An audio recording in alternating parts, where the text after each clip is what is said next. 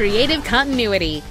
We bring the convention to you. Harold again with Creative Continuity at the Great Philadelphia Comic Con with David Fielding, the legendary voice of Zordon from the Mighty Morphin Power Rangers. What got you started in this wonderful world of acting? I've always been sort of like a gregarious child. Got into acting early. I knew right away in high school that that's really what I wanted to do.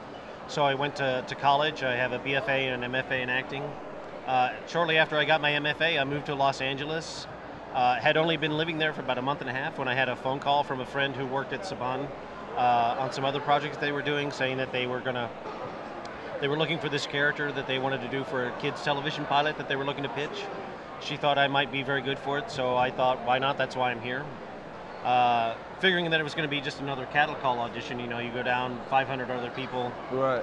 read a couple of lines, go home and never hear anything. Well, when I got down to the Saban building, there was only 2 other people there, and I found out that they were looking to cast that day, and they were going to like film the pilot like the following week.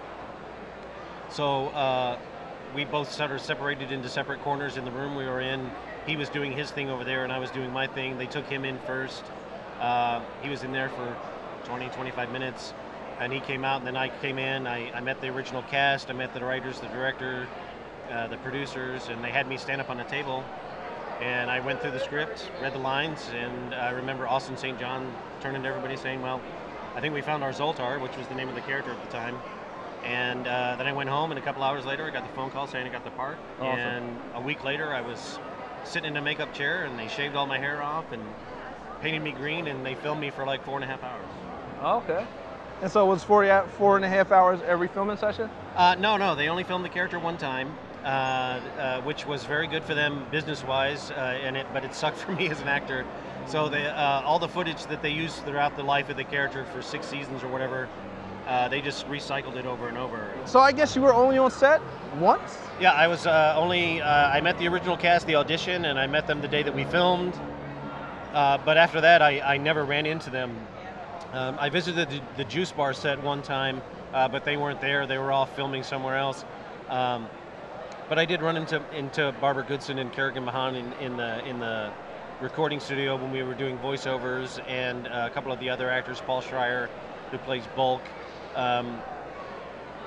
But we never really crossed paths. So it was very disappointing from an acting standpoint to be a part of something like this, but not to feel very connected to it. Right. Yeah. Yeah, that's unfortunate because the fans, we all kind of just thought that Zordon was in every episode. Yeah, I get that a lot. Some fans think that, you know, we lived in the same neighborhood and like went to dinner parties together and stuff like that, but it's like, I lost touch with them. This past August, I was at Power Morphicon for the first time, and that was the first time that I'd seen Austin, Walter, and David in like 20 years.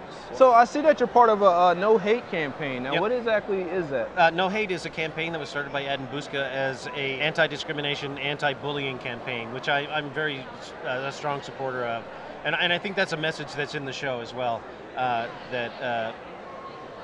just to be kind to people and don't judge them for whatever aspect of life that they're going through, and to stand up for each other and to be kind. So that's something I'm fully supportive of. There was this controversial, all over YouTube, was this remake of the Power Rangers movie. It was very gritty, very violent.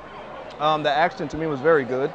And I mean, it was filmed very well, but it was also very inappropriate for a child to watch. Well, and that's the thing. I mean, I saw it myself. I saw both versions of it. I saw the not safe for work version and the edited version after that.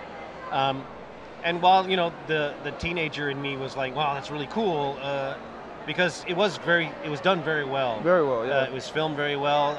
I really enjoyed some of the shots, the way it was all put together, very professional. But at the end of the day, it's not Power Rangers. Part of the thing about Power Rangers is that it has this goofy, cheesy quality to it, and at the end of the day, it's supposed to be uplifting and positive. So while I appreciated the work and everything they did for it, at the end of the day, it's not Power Rangers. So, but other Rangers have said this before. You know, if like an 8 or 9 or 10-year-old is searching for Power Rangers on YouTube and this thing pops up, my God, you know, it can get very sort of disconcerting for them. Creative Continuity with David Fielding, signing off.